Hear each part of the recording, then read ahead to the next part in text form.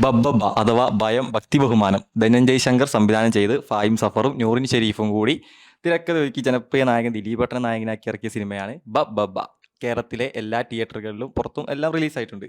ചിത്രത്തിലേക്ക് വരികയാണെങ്കിൽ ഇതൊരു സ്പൂഫ് പടമായിട്ട് തന്നെ ആദ്യം കാണണം. കാരണം അല്ലാത്തൊരു ലോജിക്കുണ്ട് കാര്യങ്ങളുണ്ടെന്ന് പറഞ്ഞ് നിങ്ങൾ കണ്ടാൽ ഈ സിനിമ നിങ്ങളെ കാത്തിരിക്കുന്നത് വലിയൊരു നിരാശാജനകമായ ഒരു സംഭവമായി. എമ്പുരാൻ കഴിഞ്ഞാൽ ഈ വർഷം ഏറ്റവും കൂടുതൽ ആൾക്കാർ കാത്തിരുന്ന സിനിമ ഏതെന്ന് ചോദിച്ചാൽ അതിന് ഒറ്റ ഉത്തരമേ ഉള്ളൂ, അത് ബബ്ബബയാണ്. കാരണം ദിലീപേട്ടൻ്റെ ഒരു കംബാക്ക് പരിപാടി എന്ന രീതിയിലാണ് ആളുകൾ ഈ സിനിമയ്ക്ക് വേണ്ടി കാത്തിരുന്നതെങ്കിലും അതിൽ ലാലേട്ടനും കൂടി ഇന്നാവുന്നുണ്ട് എന്ന് അറിഞ്ഞപ്പോൾ തൊട്ടുള്ള ഹൈപ്പ് വളരെ വളരെ വലുതായിരുന്നു. കാരണം ഒരു ജൂലൈ 4-നാണ് ചിത്രത്തിൻ്റെ ടീസർ ഇറക്കി വിടുന്നത്. അപ്പം അന്ന് തൊട്ട് പിന്നീട് അങ്ങോട്ട് ഇതിലേക്ക് ലാലേട്ടൻ ഉണ്ടെന്ന റൂമർ ഇങ്ങനെ കറങ്ങി കറങ്ങി നടക്കുമ്പോൾ പെട്ടെന്നൊരു ദിവസം ഒരു ഇൻ്റർവ്യൂവിൽ ലാലേട്ടൻ പറയുന്നു ഞാനും ഈ സിനിമയുടെ ഭാഗമാണ് എന്ന് ഒരു ഒരു ചാനലിലെ ഒരു ഷോയ്ക്ക് പറയുന്നുണ്ട്. അപ്പം അവിടെ നിന്ന് തൊട്ട് ഈ സിനിമയ്ക്ക് ഹൈപ്പ് ഇങ്ങനെ കയറി കയറി കയറി കയറി എവിടെയോ എത്തി.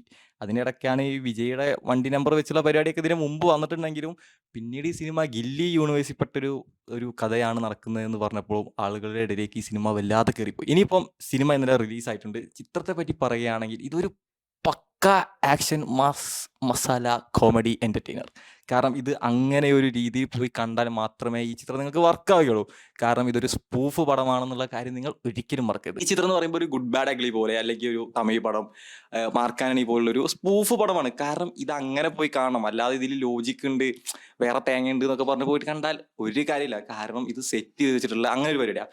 കാരണം ഇതിൽ റൺവേ റെഫറൻസ് ഉണ്ട്, CID മ്യൂസ് ഉണ്ട്, അതുപോലെ തന്നെ മീശ മാധവന്റെ കുറച്ച് പരിപാടി കാണിക്കുന്നുണ്ട്.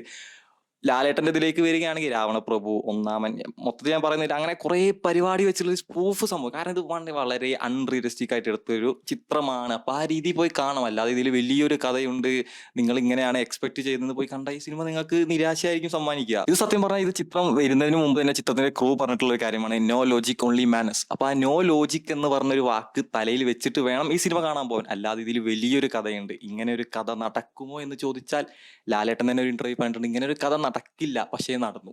അത് ആ രീതിയിൽ എടുത്താൽ നിങ്ങൾക്ക് കാത്തിരിക്കുന്ന ഏറ്റവും വലിയൊരു തിയേറ്റർ എക്സ്പീരിയൻസ് ആയിരിക്കും ബബ്ബബ്ബ. ചിത്രത്തിലെ കഥാപാത്രങ്ങളെ പറ്റി പറയുകയാണെങ്കിൽ ദിലീപേട്ടനാണ് നായകൻ. ഒരു എക്സ്റ്റൻഡഡ് ക്യാമിയോ ആയിട്ട് ലാലേട്ടൻ ഉണ്ട്. ഒരു 22 മിനിറ്റോളമാണ് ലാലേട്ടൻ ഉള്ളത്. പിന്നെ കൂടാതെ ധ്യാൻ ശ്രീനിവാസൻ, വിനീത് ശ്രീനിവാസൻ, ഫാഹിം സഫർ, റെഡിൻ കിങ്സ്ലി, അതുപോലെ തന്നെ ശരണ്യ പൊൻവേൽ, കൂടാതെ സിദ്ധാർത്ഥ് ഭരതനുണ്ട്, അതുപോലെ ദേവനുണ്ട്, മണിയമ്പിള്ള രാജു, ബാലു വർഗീസ്, അതുപോലെ ബൈജു സന്തോഷ്, അശോകൻ, അങ്ങനെ വലിയൊരു താരനിലയാണ് ചിത്രത്തിൽ അണിനിരക്കുന്നത്. കൂടാതെ ചിത്രത്തിലെ ക്ലൈമാക്സിൽ ഒരു കിടിലൻ ക്യാമിയോ കൂടി വരുന്നുണ്ട്. തമിഴിൽ നിന്നാണ്, ആരെന്ന് ഞാൻ പറഞ്ഞില്ല, അത് സിനിമ നിങ്ങൾ കണ്ട് തന്നെ ആസ്വദിക്കേണ്ടി വരും.